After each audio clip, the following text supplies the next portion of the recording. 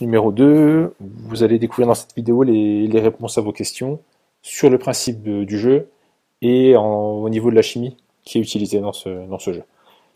Alors vous êtes dans une pièce, évidemment il faut en sortir. Il faut en sortir en trouvant la porte et la manière de la déverrouiller. Alors pour trouver des éléments dans une pièce, c'est une recherche qu'il faut toujours faire. Il faut se balader avec votre curseur et quand le curseur passe de flèche à main, ça signifie que vous avez un élément interactif et utilisable. Alors dans cette pièce, aucun élément n'est caché, ils sont tous visibles, donc il n'y a pas de difficulté de ce côté-là. Mais dans d'autres jeux, vous pourriez avoir cette situation avec des éléments invisibles. Ensuite, certains éléments peuvent se déplacer, ce n'est pas le cas ici. Ce sera le cas dans d'autres jeux. Donc prenez l'habitude quand vous êtes sur un élément de voir si vous pouvez ou non le déplacer. Ici, je ne peux pas, il revient à sa place. Et enfin, on va aller voir du côté de la porte ce qu'on nous demande. Donc la porte est verrouillée pour l'instant. On a accès à un cadenas où il faut, pour le déverrouiller, obtenir un identifiant et un mot de passe. Donc je reviens à la salle principale.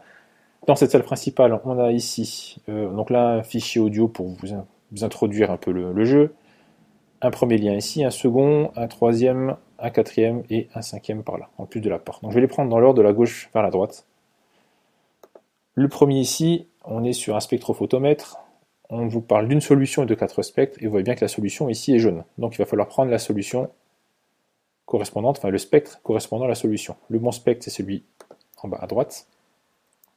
L'indice que vous obtenez est un élément chimique, donc vous avez sa structure électronique ici, qui ne vous sera pas utile, vu que je vous donne le nom de l'élément. Et ça permet d'introduire les structures et de se rappeler un peu de leur écriture. Donc c'est la statine. On va vite essayer de trouver un document qui va nous permettre, on peut se noter déjà ici, trouver un document plus tard qui nous aidera à utiliser la statine.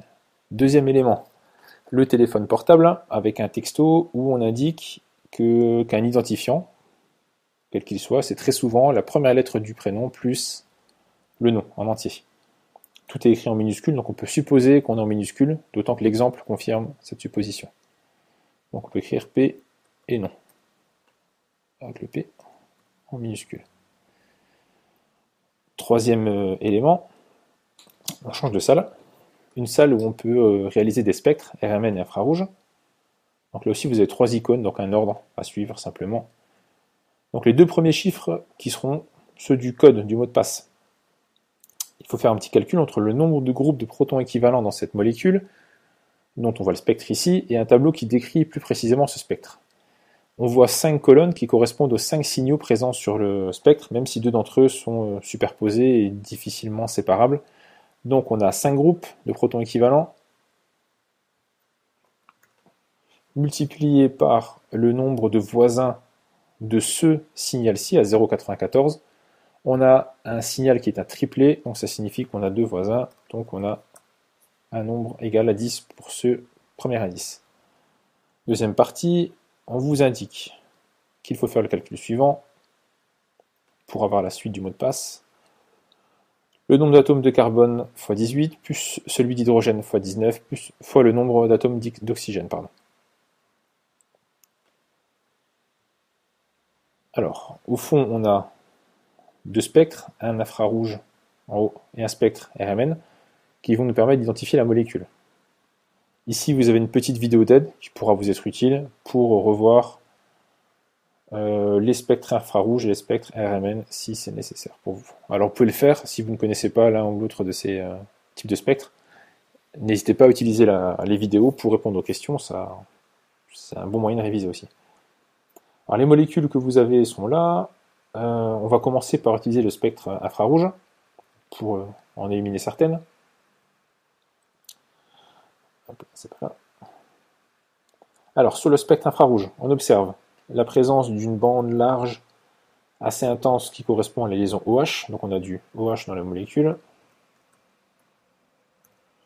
Donc fonction alcool, fonction acide carboxylique, potentiellement. Par contre, si on avait dû avoir de l'acide carboxylique, on devrait avoir une liaison double CO, qui devrait être présente ici autour de 1700 cm-1, et une bande intense. On n'a pas cette bande, donc on doit avoir un alcool parmi les molécules. Ensuite, le spectre RMN qui est en dessous est composé de deux signaux. Deux signaux, ça signifie qu'il y a deux groupes de protons équivalents. On va voir les molécules qui correspondent, et on va pouvoir les éliminer une à une. Alors, la première molécule n'est pas un alcool, donc éliminée. La seconde non plus, acide carboxylique, éliminé. La troisième, acide carboxylique, éliminé. La quatrième, donc c'est un alcool. Donc pour le spectre infrarouge, on est bon. Est-ce qu'il y a deux groupes de protons équivalents? Alors il y a les deux CH3 au bout là, ça fait un groupe. Un H ici et un H là, ça fait trois groupes, donc on élimine cette molécule aussi. La suivante, qui est bien un alcool, mais qui elle possède plus de deux groupes, donc on l'élimine. Cette molécule, elle possède un H isolé, et ensuite les trois groupes de H associés à ces C sur les CH3 forment un seul et unique groupe. Le carbone central est lié à 4 groupes, donc ne porte pas d'H, donc on a bien deux groupes, donc cette molécule pourrait convenir. La suivante n'est pas un alcool, celle-ci n'est pas un alcool, et la dernière, elle comporte plus de deux groupes équivalents, de protons équivalents, donc on est tranquille, c'est bien cette molécule qui convient. Cette molécule, c'est le 2-méthylpropanedone, dont la formule brute est C4H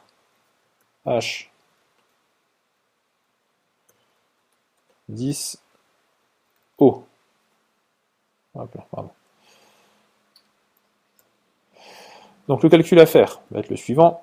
4 fois 18 plus 10 fois 19 et le tout multiplié par le nombre d'oxygène, c'est-à-dire x1.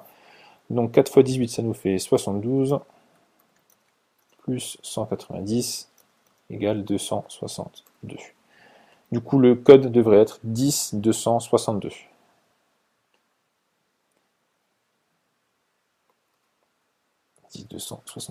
Donc, quand vous êtes sur un jeu comme celui-ci, il faut évidemment prendre des notes en permanence pour tout garder de côté. Tout est utile à un moment ou à un autre. Et on gagne beaucoup de temps à avoir pris des notes plutôt que de devoir revenir en permanence sur ce qu'on a fait. Ici, vous avez une affiche qui parle de la couleur jaune. C'est un indice de plus pour le spectrophotomètre, mais on l'a déjà utilisé. Et enfin ici, on a un tableau périodique particulier avec l'influence de certaines scientifiques sur la découverte d'éléments, parce qu'on oublie souvent ces dames qui ont une importance très grande en chimie et en physique. Et on retrouve l'élément astatine qui a été découvert par Yvette Cauchois.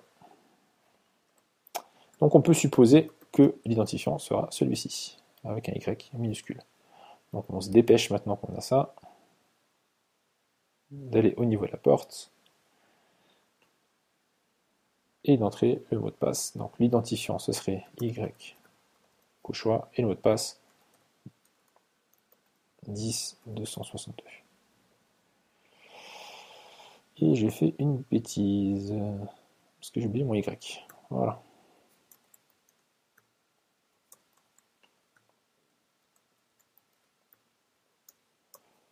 Décidément. Voilà, on est bon. Et on a donc le droit d'entrer dans la seconde salle, car il y a une seconde salle. Donc dans cette salle, partie 2, plusieurs éléments. Ici, une liste d'indicateurs colorés acido-basiques, avec leur zone de virage et leur couleur acide et basique. À côté, on a un lien entre des lettres et des intervalles de pH. Ici, on a une liste avec des indicateurs colorés préférés, mais dans l'ordre surtout. Donc l'ordre, ça a sûrement une importance, donc je vais tout de suite les coller ici. Les indicateurs colorés. Là, on a une horloge qui donne l'heure, mais en fait, ça ne nous intéresse pas des masses. C'est un petit leurre. Une information ici, qui vous aide un peu à avancer. On vous dit de trouver des séries de nombres, des associés à un texte, donc il y a un texte quelque part de caché, qui explique la structure des spectres RMN. Et grâce à ça, on va trouver des indicateurs colorés. Alors, on va chercher un petit peu. Ici, vous avez une vidéo qui vous permet de comprendre comment déchiffrer le texte. On va déchiffrer le texte ensemble. Alors, le texte va se trouver ici, mais avant ça, il faut des indices pour le déchiffrer. Vous avez accès à une petite activité d'association de paires, et quand vous terminez cette activité, vous obtenez ces informations ici. Donc des séries de chiffres, 5, 3, 1, 7, 2, 2, 9, 2, 4, puis de nombres 10, 1, 2, 13, 2, 2, etc. Et en fait, à quoi correspondent ces séries de nombres?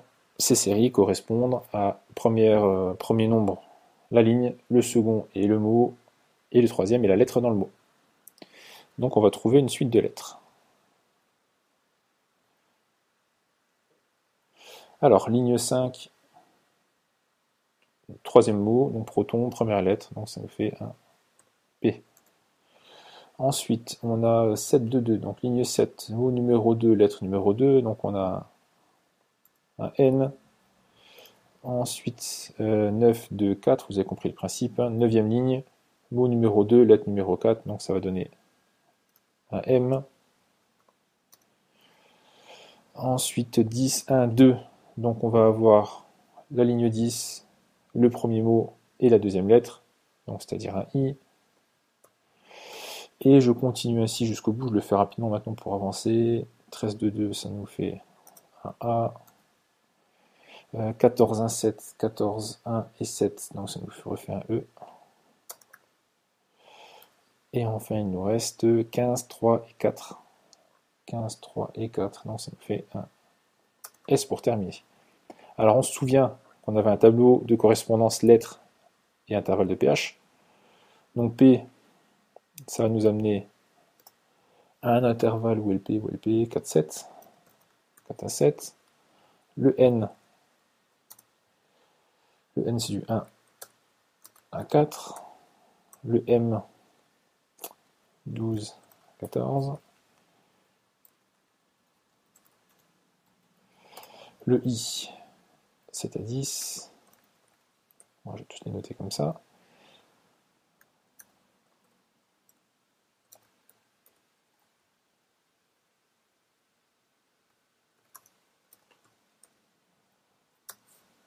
Et le S pour terminer, 12 à 14.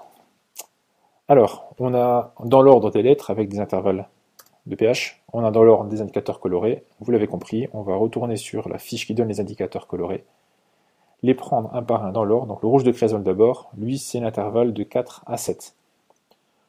Rouge de crésolne, c'est ma donc comme il y a une zone de virage entre 0 et 1, 4 à 7, sa couleur c'est du jaune.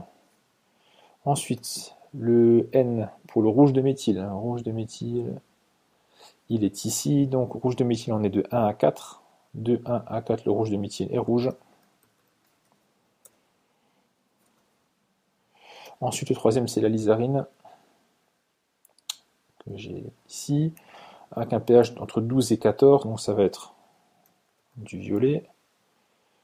Le quatrième, c'est le carmin d'indigo, 7 à 10, donc pour du 7 à 10 pour carmin d'indigo, on est dans le bleu. Ensuite, le pourpre de bromocrésol, qui est ici, un pH compris entre 1 et 4, donc il est jaune. Jaune, c'est bien ça. Le vert malachite, je précise qu'on n'aime pas le bleu, pour qu'il n'y ait pas de doute sur la couleur à choisir. On a un intervalle entre 4 et 7, donc ça va être du vert. Et le dernier, le rouge neutre, qui est ici. On est à pH entre 12 et 14, donc c'est jaune orangé. Et la bonne couleur sera le orange, donc vous pourrez toujours essayer les deux couleurs. Mais on devrait s'en sortir.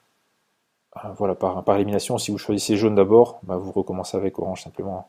Donc jaune, rouge, violet, bleu, jaune, vert et orange. Et si tout va bien, on arrive à la fin de ce jeu. Il ne vous reste plus qu'à cliquer pour valider le formulaire et ainsi bloquer le chronomètre. Voilà, n'hésitez pas à recommencer. Une fois que vous l'avez fait, c'est aussi intéressant de recommencer à un jeu qu'on a déjà fait pour voir si on maîtrise bien toutes les astuces du jeu. Et les connaissances qui sont associées, bien sûr. A bientôt pour le challenge numéro 3.